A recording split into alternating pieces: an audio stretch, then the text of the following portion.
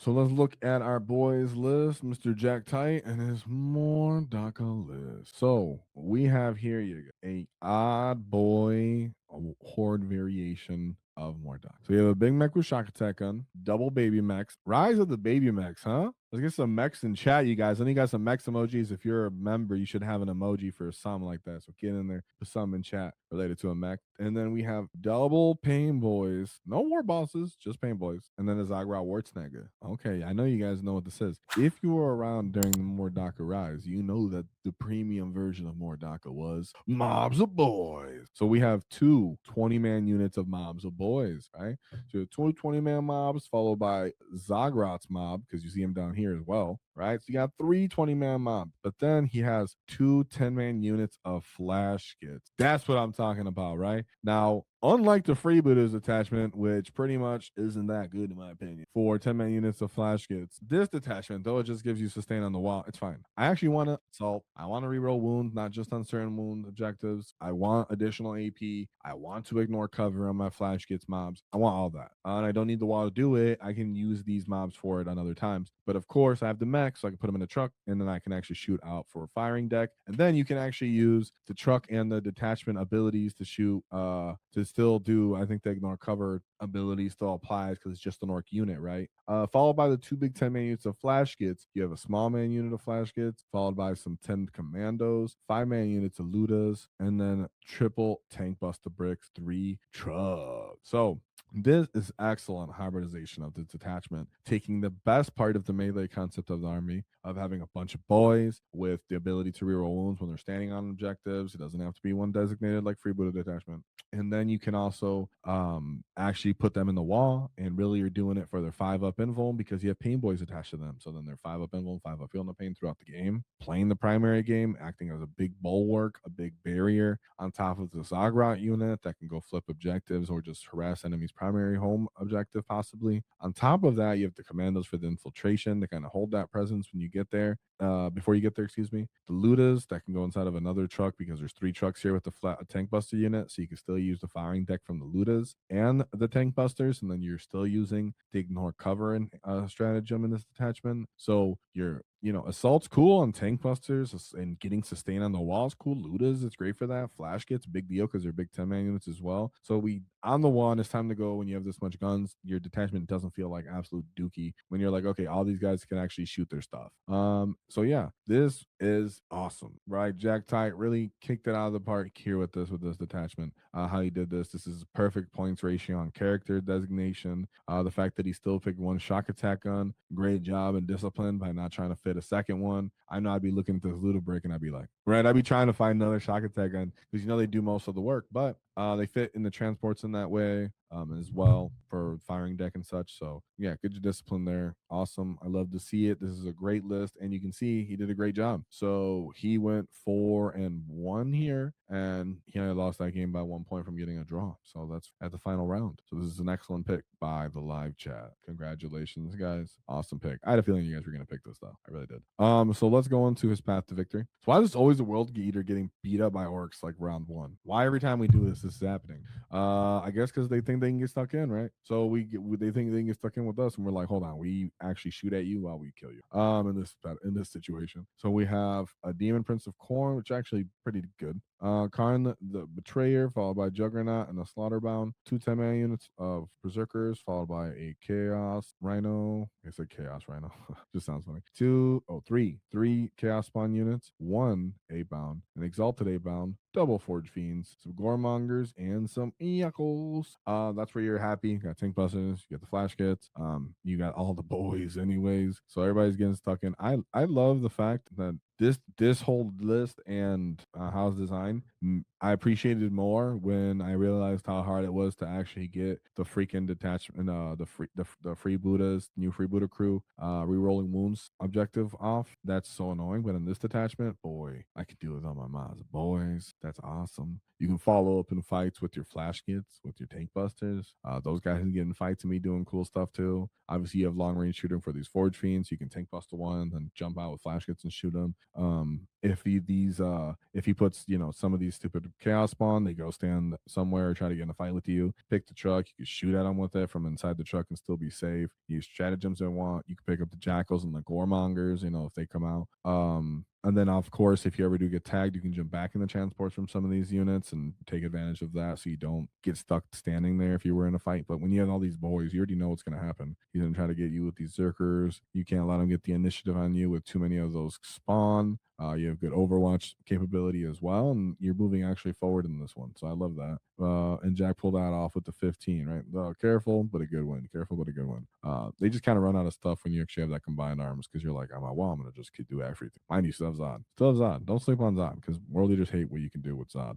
Then you have Necrons with the Canoptic Core. So we have a barrage, barge, can't read. We have a Catacomb Barge, Chronomancer, Luminor, Suzeris. I get so frustrated. I think this is him. Yeah, I think this is the guy that's like the infantry. No, he's not. I don't remember. The guy that's the 4+ feel no pain guy, whatever he is. Man, we have Zods. We have Maz still in this shitty form. Whatever. The new character before he got his points increase, which still he's undercosted. Ork and the Diviner, and then the Royal Warden. Royal Warden slept on because one of the big weaknesses to 20 warriors and just Necrons as a whole, typically when they're not in their altered OP form or whatever, is touching them because they're kind of like, okay, when I touch, I can't fall back and do shit. But when they got the Warden, they actually kind of make up. It's a different list, but it has some good functionality. We have an Immortal unit followed by 20 Warriors. Play that mid objectives. You got the boys versus the Crons in the mid table. I love that. That's like my old matchup. We had a Ghost Ark followed by triple Canoptic Doom Stalkers, one Reanimator, and then triple Swarm Bricks with double Spider. Definitely gonna appreciate. I always appreciate my flash kits in this kind of matchup, just because Necrons don't have good armor saves on like their light armor. Sorry, they had a good toughness on their light armor, and then they really do take some chipping from our weapons, right? So at least all our weapons are like winning on 5s, like the guns of the flash kits, for example, instead of 6s. They're not going to be taking 2-up armor saves. You can take them out. Get into fights with these stupid swarms is no problem for boys or any of those guys. I'm rerolling wounds. It feels awesome when you can do that into big warrior bricks. You do have to worry about getting like your character assassination. You can hide those in terrain. The fact that you are assault means you can actually get into range and shoot at him and do certain things. Possibly try to bring down that character if he tries to be too disrespectful. Because how many destroyers does he have? I wonder if any of these units have like destroyer cult to give him the loan out. But yeah, I'm not sure if those do.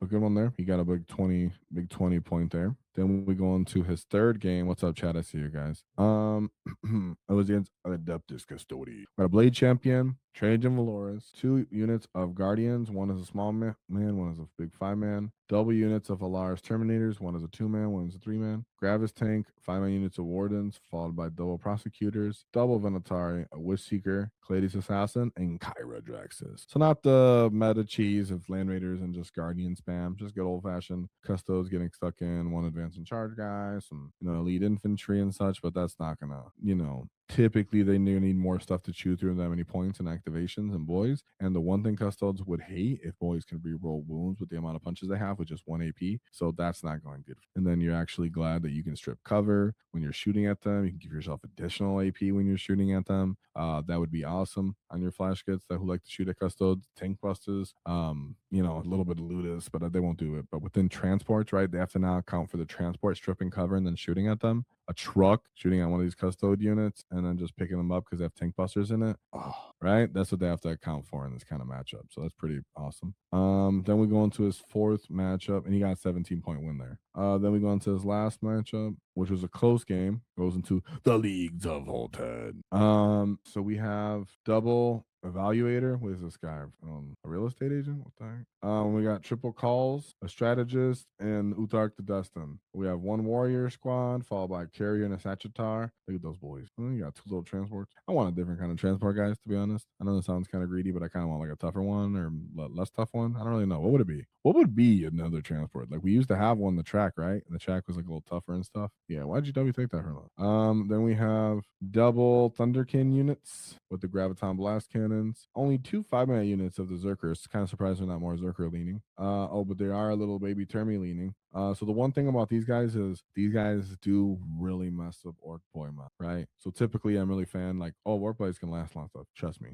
Between their grenade launchers, and then I think this unit can get sustained too. And if you're on objectives, I believe they get like other buffs like reroll hits or no reroll wounds. I think it is on there. They get +1 to hit.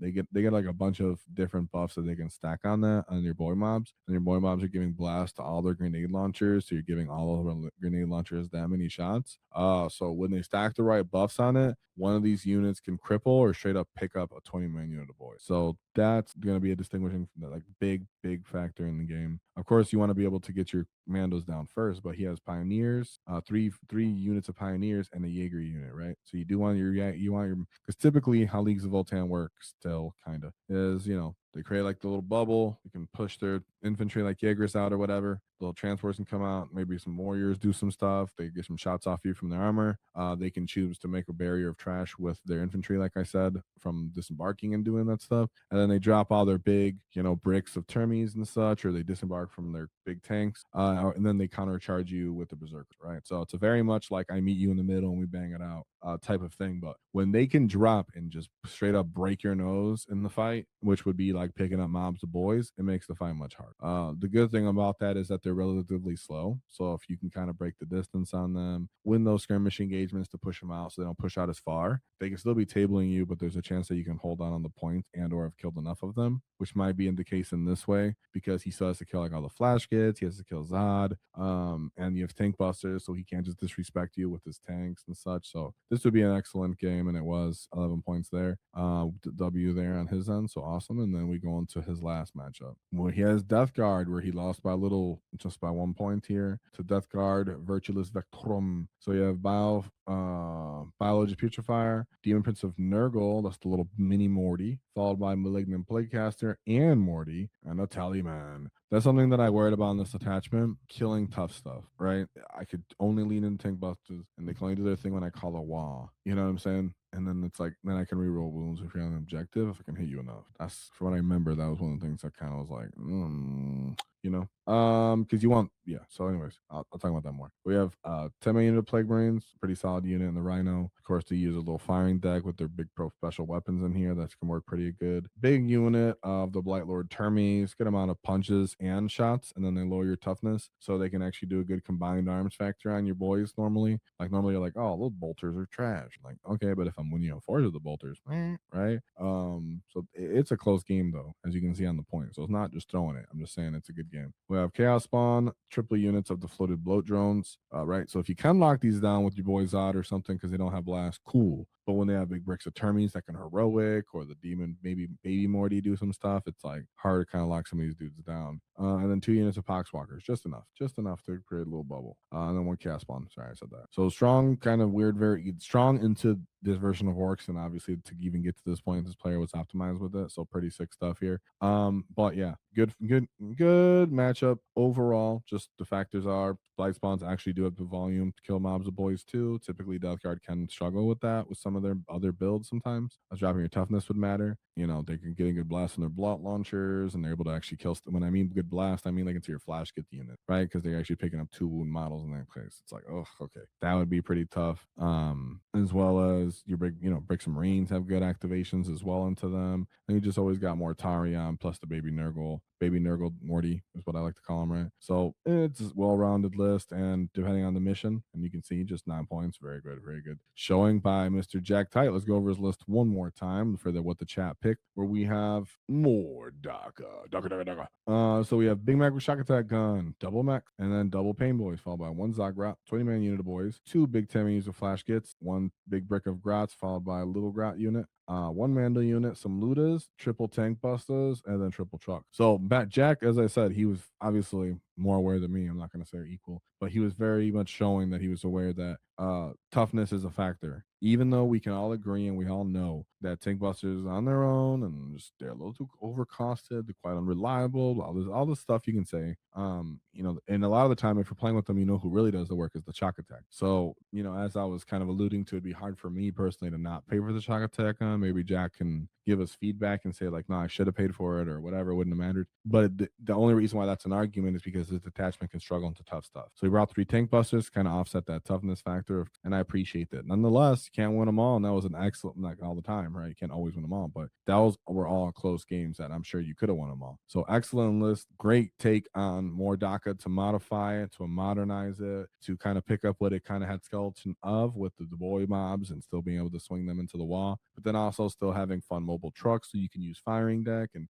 the mech doing +1 that hits. You can have early game kind of exchange shooting, and then when people kind of close the distance, you declare a full wall, move Zod, move the boys. Then they can keep activating wall if you have the CP, and you can keep their toughness. You can keep scoring primary while the units kind of shoot and take advantage of the sustain. So the advantage of the assault. So there's a lot here, and I'm sure it's even more in depth and options to play with the more you get reps with it into certain maps. And like always, give a shout out to our sponsors, the Baron of Dice, as they helped us do our wall tactic dice. So shout them out. Check them out in the description, 5% off in the discount because nobody likes taxes. And shout out to Baron of Dice. They allow us to do our paint competition. So thank you very much to them. If you enjoyed the clip, check out the full video here. If you'd like to see more tactics, click here. Let's get stuck in, lads!